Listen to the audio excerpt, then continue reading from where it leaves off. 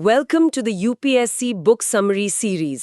इस सीरीज में हम स्टैंडर्ड बुक से यूपीएससी के लिए सबसे इम्पोर्टेंट स्टैटिक टॉपिक्स को शॉर्ट और क्रिस्प तरीके से कवर करेंगे। आप इसे काम करते हुए, वर्कआउट या जॉगिंग के दौरान भी सुन सकते हैं। अगर आप जॉब होल्डर हैं तो ये आपके लिए परफेक्ट है। You're watching Civil 360.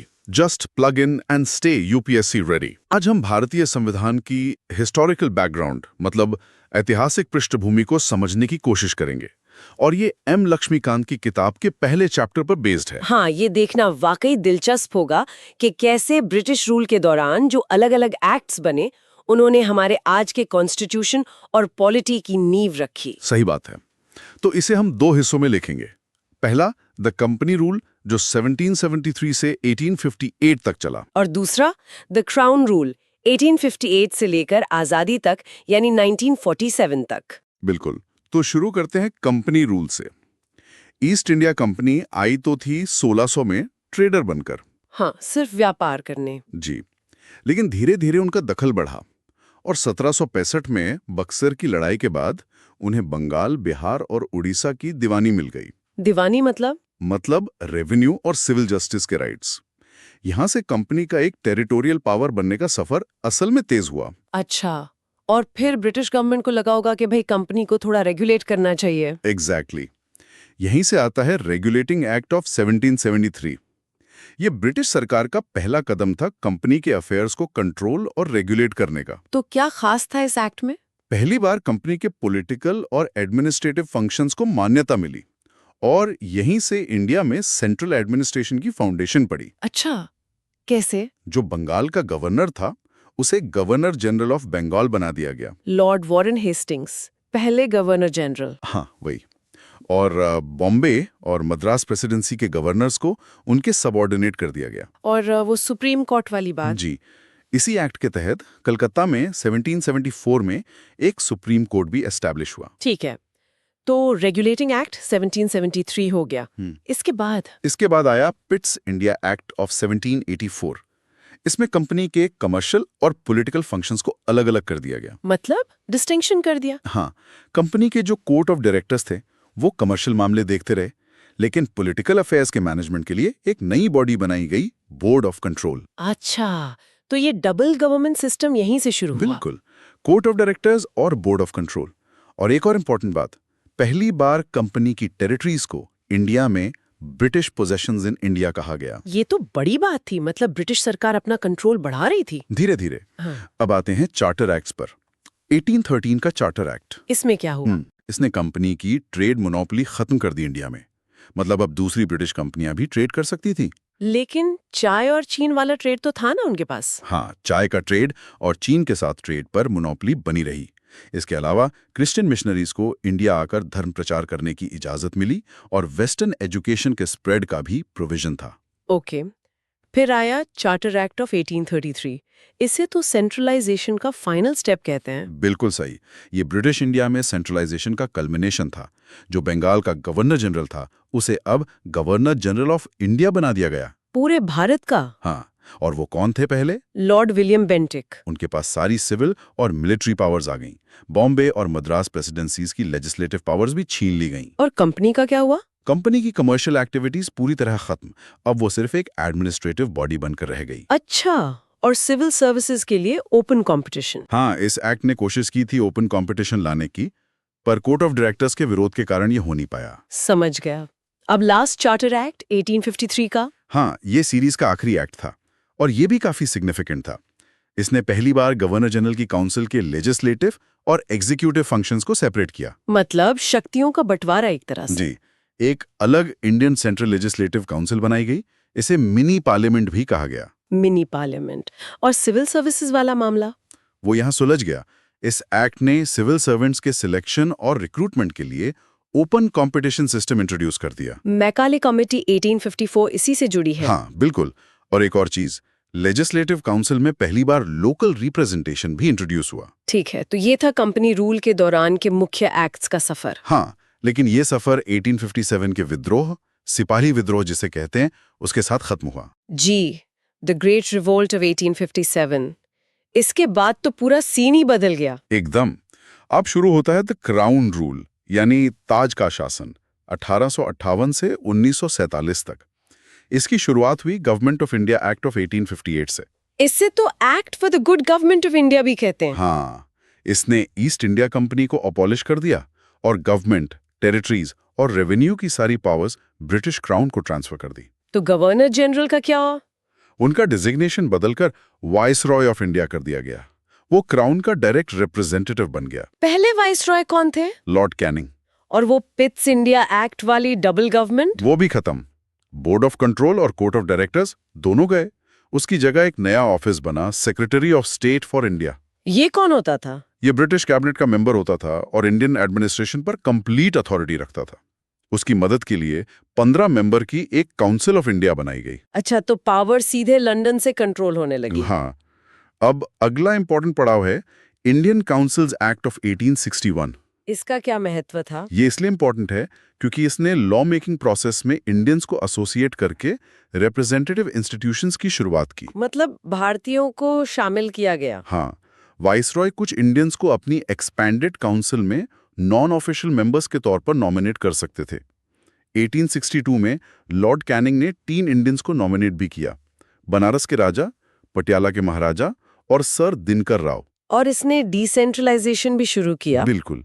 बॉम्बे और मद्रास प्रेसिडेंसीज को उनकी लेजिस्लेटिव पावर्स वापस दे दी गई और लॉर्ड कैनिंग ने जो 1859 में पोर्टफोलियो सिस्टम शुरू किया था उसे भी इस एक्ट ने मान्यता दी। पोर्टफोलियो सिस्टम मतलब वाइसरॉय की काउंसिल के हर मेंबर को एक या ज्यादा डिपार्टमेंट का इंचार्ज बना देना। ओके, और वाइसरॉय को ऑर्डिनेंस इशू करने की पावर? हाँ, इमरजेंसी में बिना काउंसिल की सहमति के वाइसरॉय ऑर्डिनेंस जारी कर सकते थे।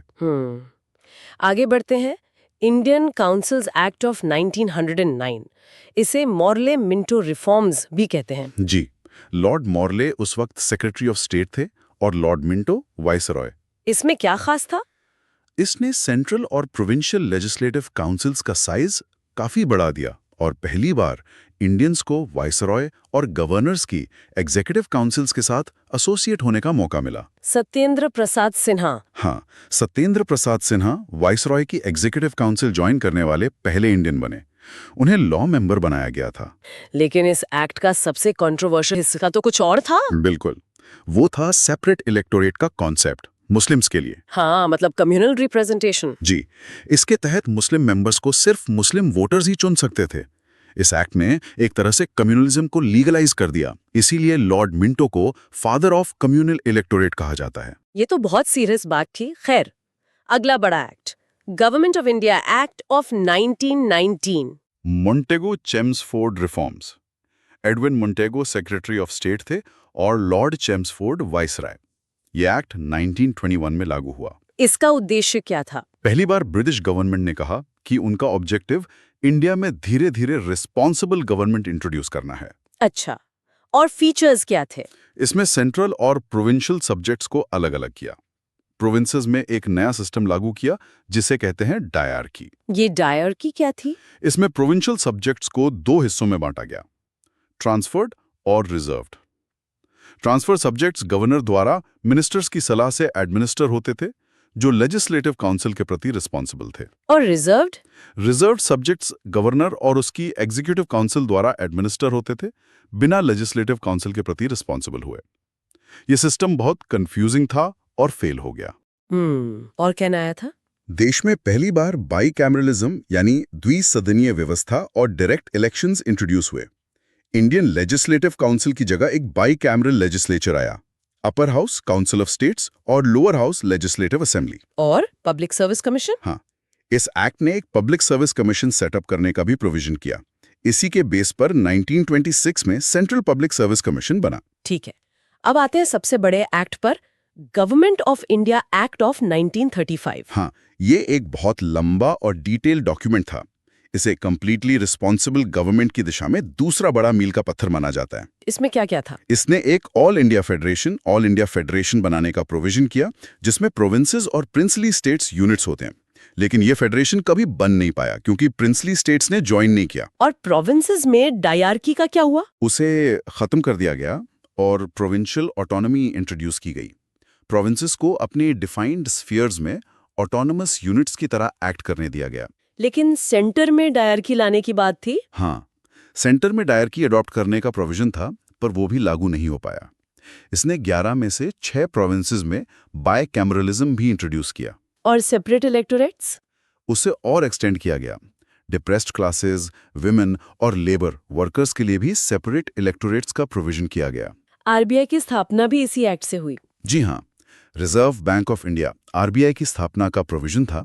साथ ही federal public service commission PSC, provincial PSC और जॉइंट पीएससी बनाने का भी प्रावधान था। और एक फेडरल कोर्ट। बिल्कुल, 1937 में एक फेडरल कोर्ट भी सेटअप किया गया।